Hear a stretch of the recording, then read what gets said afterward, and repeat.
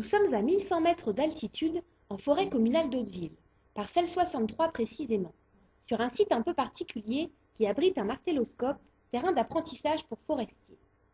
Les arbres ont majestueusement poussé pendant 80 ans sur une station forestière très fertile. Nous sommes tous réunis pour le martelage des résineux pour la construction de la maison de la filière bois de lin.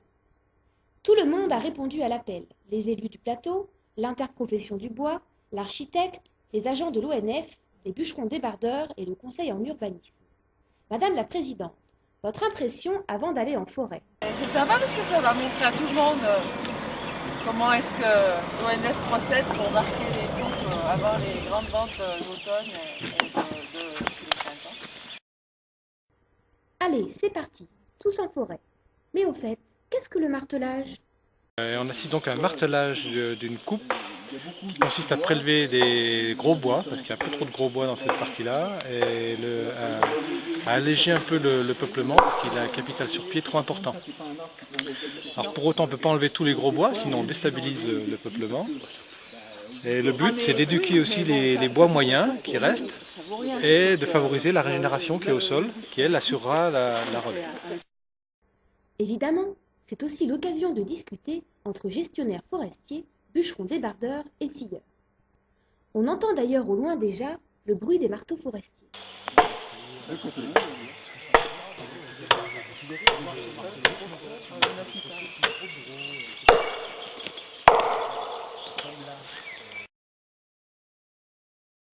L'ONF a montré l'exemple, un petit tour d'horizon, et chacun va mesurer son arbre. Il faut le prendre à combien C'est normalement? un peu haut. 1m30. Non, c'est hauteur de poitrine. Hauteur de poitrine. Voilà, 1m30. Voilà.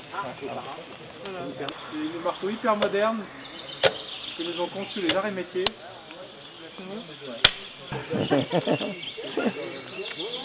Allez, vous êtes contents? Et qu'en pensent les entrepreneurs forestiers? Pour nous, ça nous convient, les coupes comme ça, c'est des bonnes coupes. L'exploitation, oui, c'est une exploitation facile. On coupe du bois, et comment se renouvelle la forêt? Là, on a un cru local qui a été travaillé depuis longtemps, qui correspond bien à ce qu'on veut. Et c'est un peu dommage de s'en passer. C'est pour ça qu'on commence par la régénération naturelle, mais on ne s'interdit pas, effectivement, si ça se passe mal, de planter. Stéphane Dumas nous rappelle que la forêt reste multifonctionnelle, avec la production de bois, la préservation de la biodiversité et l'accueil du public. Madame Redley ajoute qu'il reste des conflits d'usage en forêt. C'est ça aussi la crainte des intervenants, c'est qu'aujourd'hui vous avez à n'importe quel moment de la semaine ou de la journée des VTT, des randonneurs, et ça c'est pas facile à gérer, quoi.